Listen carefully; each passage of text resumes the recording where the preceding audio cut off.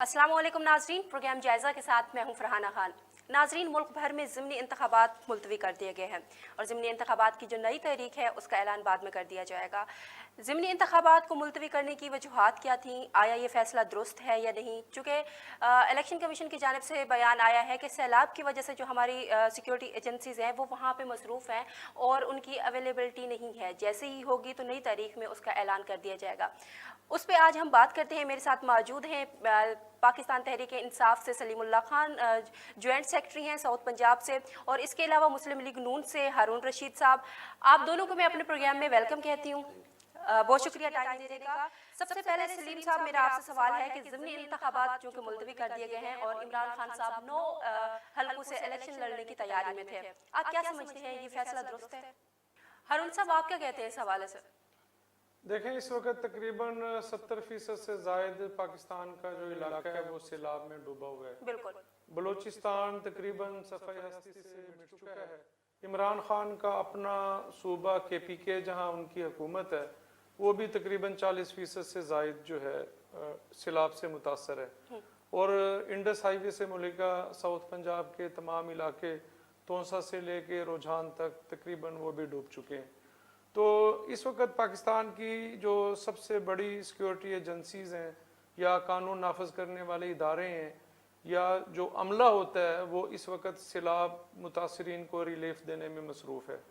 अभी भी वज़ीर आज़म जनाब मोहम्मद शहबाज शरीफ सक्खर में सेक्रेटरी जनरल आए हुए हैं अक़वाम मुत्तहिदा के, वो कल अपने वफद के साथ पहुँचे थे पाकिस्तान। उनको जो सैलाब से मुतासरा इलाके हैं उनके विजिट पर हैं और उनको जो है वो तमाम अमूर का वहाँ पर जायज़ा ले रहे हैं। तो मेरा ख्याल ये है कि इस वक्त सबसे ज़्यादा अहम जो है वो सैलाब मुतासरीन को रेस्क्यू करना है, दोबारा उनकी ज़िंदगियों को आबाद करना है, उनको जो है इमदादी सरगर्मियाँ और अशिया खुर्दनोश फराहम करना है।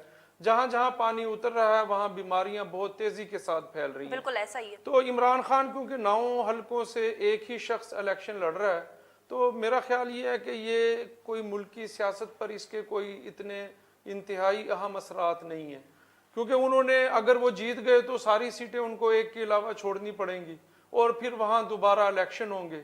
तो ये तो इक़्तिदार की रस्साकशी का खेल है, अपने आप को अंगेज रखने के लिए जो है तमाम मामलात हैं। तो ये कुछ दिनों के लिए अगर मौखर हो भी जाएंगे तो कोई ऐसा इशू नहीं है।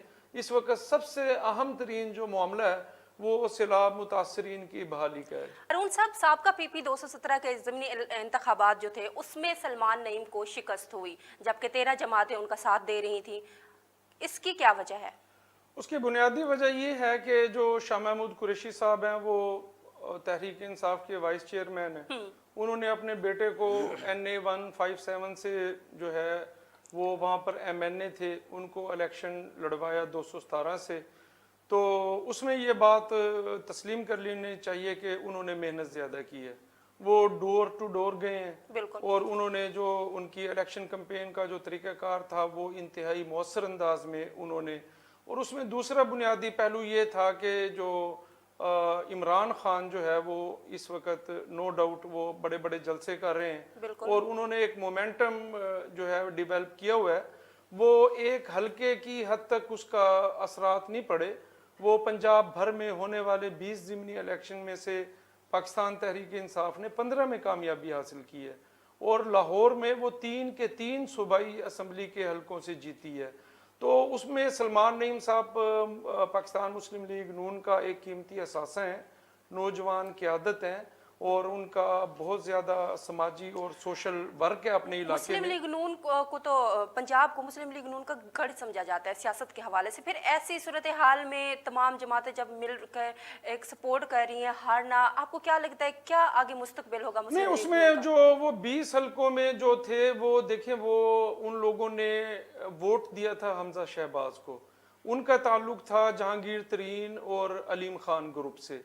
तो फिर हमारी उनके साथ कमिटमेंट ये थी कि भाई हम आपको पाकिस्तान मुस्लिम लीग नवाज का टिकट देंगे, और उन हल्के में वो जो पाकिस्तान मुस्लिम लीग नवाज के जो रहनुमा थे जो 4 साल से वोट को इज्जत दो तहरीक में जद्दोजहद कर रहे थे, जब हमने उनको बाईपास करके इग्नोर करके اپنی اس کمٹمنٹ کو علیم خان اور جہانگیر ترین کے ساتھ پورا کیا تو بیسیکلی ہمارا جو ووٹر تھا اس نے اس کو قبول نہیں کیا، تو وہ گھر سے نہیں نکلا، اور اس میں میرا خیال ہے کہ ہماری مجبوریاں تھی، ہماری پارٹی کی عادت یعنی کی ووٹرز کو commitment بھی تھی۔ اب سمجھ آنے لگی ہے آگے یہ جو منحرف اراکین ہیں ان کا آگے سیاسی ان کا مستقبل کوئی کیا ہو؟ مستقبل نہیں ہے۔ یہ جو ہے ایک 20 جو حلقوں میں ضمنی الیکشن ہوا اور اس میں لوگوں نے اس عمل پہ نفرت کا اظہار کیا ہے کہ آپ کسی بھی وقت اپنے اقتدار کے لیے یا ممبر صوبائی اسمبلی یا قومی اسمبلی بننے کے لیے آپ جو ہے کسی بھی پارٹی میں شمولیت اختیار کر لیں،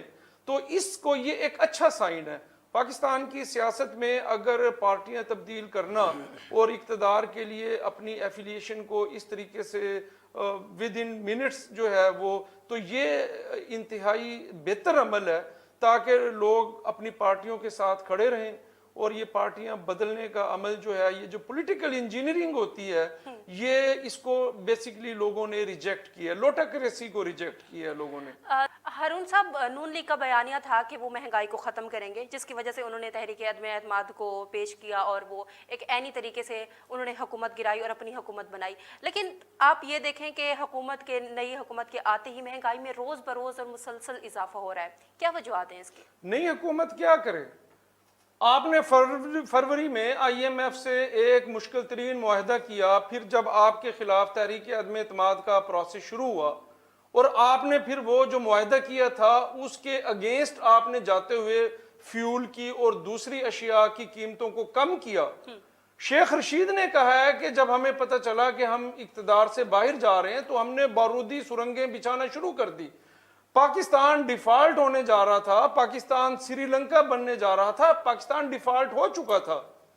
تو جب میاں محمد شہباز شریف کی حکومت وجود میں آئی تو مشکل ترین فیصلے انہوں نے یہ کیسے مشکل ترین فیصلے؟ کیا مسلسل مہنگائی کی چکی میں پیسنا عوام کو یہ مشکل ترین فیصلے ہیں؟ جو ہم نے آئی ایم ایف کے ساتھ جو معاہدہ کیا اس کی شرائط کو ہم نے پورا کرنا تھا یا نہیں کرنا تھا؟ ہم نے اس پیکج کو بحال کرنا تھا، ہم نے جو عالمی دنیا کے ساتھ آپ کو کمٹمنٹ پورا کرنا ہوتی ہے، آپ کو انگیج رہنا پڑتا ہے، پھر دوسرے ممالک آپ کو سپورٹ کرتے ہیں، آپ کے ساتھ ٹریڈ کرتے ہیں، بزنس کرتے ہیں۔ تو جب عمران خان کے خلاف تحریک عدم اعتماد پیش ہوئی، انہوں نے اس معاہدے کو پورا کرنے سے انکار کیا، پھر وہ مشکلات بڑھنا شروع ہوئی۔ کیا ہم سری لنکا بن جاتے؟ عوام نے قربانیاں دی ہیں، وہ اس حکومت کے ساتھ پوری قوت کے ساتھ کھڑے ہوئے ہیں اور یہ پیکج بحال ہوا ہے، اور انشاءاللہ تعالی جو ہے اب پورے جو پاکستان کے دوست ممالک ہیں وہ پاکستان کو سپورٹ کریں گے، پاکستان کے ساتھ ٹریڈ کریں گے، یہاں پر اپنے پروجیکٹ آئی لگائیں ایم گے۔ ایف پیکج بحال ہونے کی آپ بات کر رہے ہیں، جب سابقہ حکومت اس پہ کام کر رہی تھی تب حکومتی وزراء نے کھلم کھلا اس کی مخالفت کی تھی اور کہا تھا کہ پاکستان کو گروی رکھوا رہے آئی ایم ایف کے پاس۔ اب جب حکومت میں نہیں تھے تب وہ برا تھا، حکومت میں آگے پیکج بحال ہوا تب اس پہ وہ خوشی کا اظہار کریں، یہ ایسی پالیسی کی؟ دیکھیں معاہدے جو ہے نا وہ حکومتیں نہیں کرتی، وہ کرتی ہے ریاست پاکستان۔ عمران خان نے جو آئی ایم ایف کے ساتھ ایک مشکل معاہدہ کیا تب وہ پاکستان کا معاہدہ تھا۔ اچھا، آنے والی کوئی بھی حکومت ہوتی اس کو اس معاہدے کو پورا کرنے کے لیے ان تمام فیصلوں کو کرنا پڑتا جس سے پاکستان معاشی بحران سے نکلتا۔ مشکل فیصلے کیے، پاکستان مسلم لیگ نے اپنی سیاست داؤ پہ لگائی، 20 میں سے 15 ضمنی الیکشن ہارے، اور میاں محمد شہباز شریف نے کہا کہ سب سے پہلے ریاست ہے، معیشت ہے، اس کے بعد سیاست ہے، اور پاکستان مسلم لیگ نون نے اپنی سیاست کو، اپنے سیاسی فائدے کو قربان کیا ہے پاکستان کو معاشی بحران سے نکالنے کے لیے۔ اب وہ معاہدہ وہاں سے بحال ہو گیا۔ دیکھیں تحریک انصاف نے کیا کیا ہے، جس دن آئی ایم ایف سے پاکستان کا معاہدہ بحال ہونے جا رہا تھا اس دن بھی پوری دنیا میں پاکستان تحریک انصاف کے لوگ واشنگٹن میں موجود تھے اس کوشش کے لیے کسی طریقے سے یہ معاہدہ پورا نہ ہو، اور کے پی کے اور پنجاب حکومت کے وزرائے خزانہ کو شوکت ترین نے مجبور کیا کہ وہ آئی ایم ایف کو یہ خط تحریر کریں۔ اس سے بڑی پاکستان کے ساتھ دشمنی، غداری کیا ہو سکتی ہے کہ آپ پاکستان کو سری لنکا بنائیں, یہاں پہ ہنگامے پھوٹیں, عوام سڑکوں پہ آئے اور آپ اس کو اپنی سیاسی مقاصد کے لیے استعمال کریں. آپ اپنے اقتدار کے 10 لیے سال پہلے آپ کا ریاست کیا نہیں موقف تھی. ہے؟ میرا موقف یہ ہے کہ 10 سال پہلے یہ بھائی صاحب فرما رہے ہیں کہ ریاستیں فیصلہ کرتی ہے, حکومتیں فیصلہ نہیں کرتی, یہ IMF کے ساتھ معاہدے ریاست کرتی ہے. جو 3 سال تو حکومت رہی عمران خان کی, اس سے پہلے جو بجلی کے مہنگے معاہدے ہوئے, آج بجلی کا جو خمیازہ عوام پر بجلی کے بم گرائے جا رہے ہیں, وہ کس حکومت عمران خان کی وجہ سے گرائے جا رہے ہیں. بجلی مہنگی کرنے کے معاہدے کون کر کے گیا تھا؟ کس نے ریونٹل پاور پلانٹ لگوائے تھے, کنہوں نے یہ کام کیے تھے؟ وہ ریاست نہیں تھی اس وقت بھی ریاست تھی نا. کن کی ریاست تھی اس وقت؟ ان کی ریاست تھی. انہوں نے ریاست جو ریاست تھی اس نے 10 سال کے انہوں نے معاہدے کی. آج ملک میں گیس نہیں ہے, آج ملک میں بجلی نہیں ہے. بجلی کے اتنی زیادہ اس کی قیمت ادا کرنے کے باوجود آپ دیکھیں کہ بجلی نہیں آتی.